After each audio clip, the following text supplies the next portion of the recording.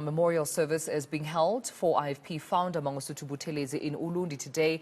The AmaZulu Prime Minister died on Saturday at the age of 95.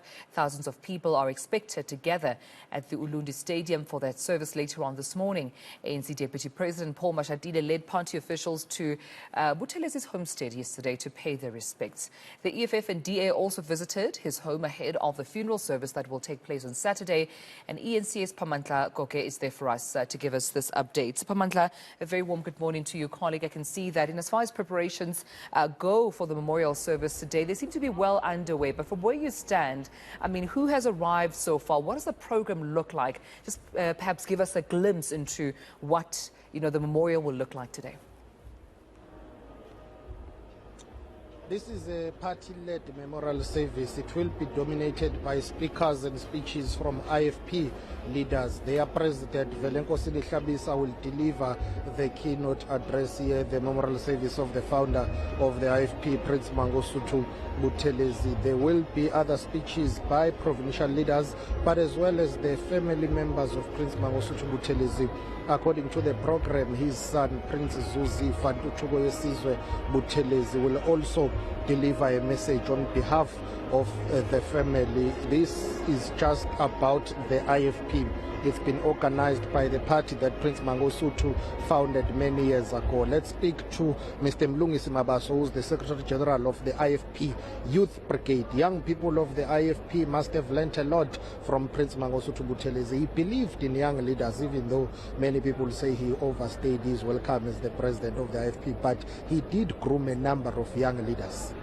Well, that's a fact. I mean, all the leaders of the IFP that you see today were groomed by him, and he did not overstay. I mean, we wanted his leadership. In all the conferences, we kept asking him to continue to lead us because we believed in his leadership, we believed in his vision, we believed in his guidance. But he was able to groom leaders. I mean, he was still grooming us, he was mentoring us, he was providing guidance to us, and all the leaders that you see in the party, in fact, are from his hands. And you see how they are leading the organization. You can tell that they had learned a lot from him. I remember during the last national conference of the IFP held where we are standing, he spoke about issues affecting young people in particular. He said the issue of unemployment, poverty and inequality, but lack of opportunities for young people, it's something that pained him, and he urged the IFP Youth Brigade to be at the forefront of the struggle when it comes to youth issues. Well, and that's one of the responsibilities he has assigned to us when we got elected in 2019. And you will know that he was passionate about education, judging from the number of schools he built in the KwaZulu government, the universities he built in the KwaZulu government, and the industrial sites that he constructed. I mean, you talk to Zakeni, you talk to Stebe, and in other various areas, because that tells you that he was a person of economic development, he was a person of community development. He believed in development of communities and of people, and that's why he gave us that responsibility. And hence we introduced some policies which we had then taken into the municipalities to say young people must be developed, young people must be empowered within the municipalities that we are governing as the IFP, so that we are able to implement the request that he has given to us as the Youth Brigade. You mentioned municipalities. Issues of corruption and slow pace of service delivery pained him. He spoke about those and said something needs to be done to urgently fix ailing municipalities. Well, we charged our political oversight committee to conduct assessment in all the municipalities, because in certain municipalities, we inherited challenges. But it is not for the residents to suffer because of what happened in the previous administrations. Hence, we then gave that responsibility to Political Oversight Committee to make sure that they conduct those particular assessments so that we are able to determine what kind of mitigations that needs to be introduced in those municipalities, because all those challenges should not be a hindrance to service delivery. And we are still going to monitor that work from the Political Oversight Committee, because at the end of the day, services must be delivered to people, empowerment must go to people, so that at least our communities are uplifted and we deal with issues of poverty within our communities. His last parting shot during the national conference here a few years ago was a mandate given to IFP branches and structures: protect women and children, eradicate gender-based violence and femicide. Well, I mean, our mothers and sisters, they are faced with that predicament, and as the party were charged with that particular responsibility. And you will remember at some point we even marched to Pietermaritzburg, urging government to intervene to curb this scourge of gender-based violence. And we are still going to continue as the organization. I mean, even during the month of August, we spoke about that a lot, even in the rally that we had in Jozini, and we are still pushing programs, to see how women and children can be protected, from these men who are brutally abusing them, who use their powers to abuse, and try to get what they want from them. So that particular responsibility, or that call that he made to us, we are still going to pursue it forward so that we are able to protect women and children as he had requested us to do so. In terms of the logistics, I see you are one of the organizers here, up and down, making sure that everything is in order. How is the program going to unfold? What is going to happen? You are slightly delayed. You are meant to get underway at 9. Well, yeah, we are delayed. People are still making their way. We are setting the seating arrangement here. The program is very long. You'll understand. You won't have a one-day program for Umtwana, knowing the kind of a person he was.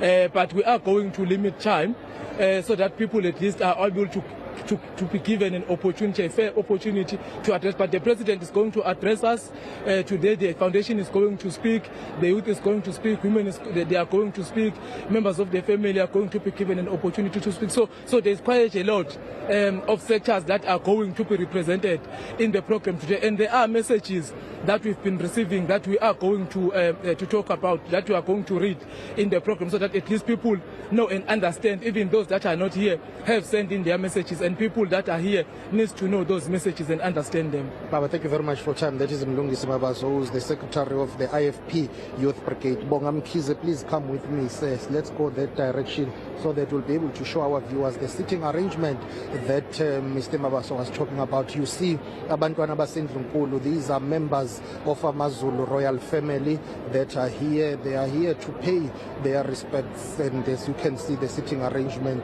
princes and princesses of AmaZulu royal family, which Prince Mangosuthu Buthelezi served with loyalty and distinction as the member of the Zulu royal family, but also as traditional prime minister. Religious leaders are here, the clergy. He has worked a lot with them, and he was a very religious man. It's not surprising that his memorial service will be at some point dominated by prayer services, as well as a certain section that will be dedicated to the clergy. That's what is currently happening here at Ulundi Regional Stadium, which is known as Prince Mangosuthu Regional Stadium. This is where he handed over the political baton. As we continue taking a walk all the way down, I want to show you other stakeholders that have come here to pay their respects. There are also traditional leaders on the other side. As Umntwana wakaPhindangene was eNCA of the Buthelezi clan, and also the traditional prime minister to the Zulu monarch and to the Zulu nation as a whole. So it's not surprising that you will see Amakosi. This is reserved for family members as well as IFP leaders, including their president, that is Velenkosini Hlabisa, who will give a keynote address and a message of support on behalf of the party that Prince Mangosuthu Buthelezi founded. Here in front of me also, they are members of the IFP Women's Brigade. We see traditional leaders here with Inkosi Chiliza, Inkosi Dungeni, who used to be the chairperson of the Provincial House of Traditional Leaders, a house that Prince Mangosuthu Buthelezi is a former provincial chairperson of. On this other side, we expect thousands and of IFP members and leaders to occupy the seats behind me once the memorial service of the late Prince Mangosuthu Buthelezi gets underway.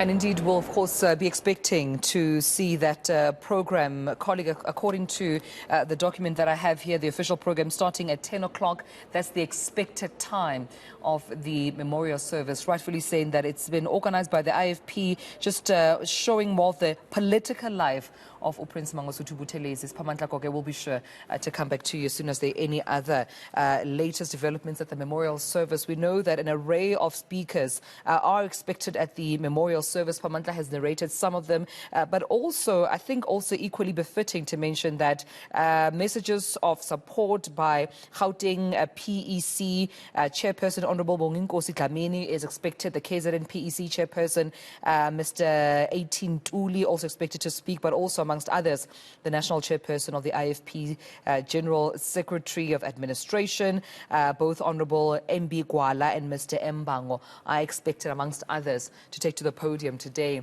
and speak of the political life that was of Prince Mangosuthu Buthelezi at today's memorial service. So we'll, of course, give you those updates as soon as the memorial service begin.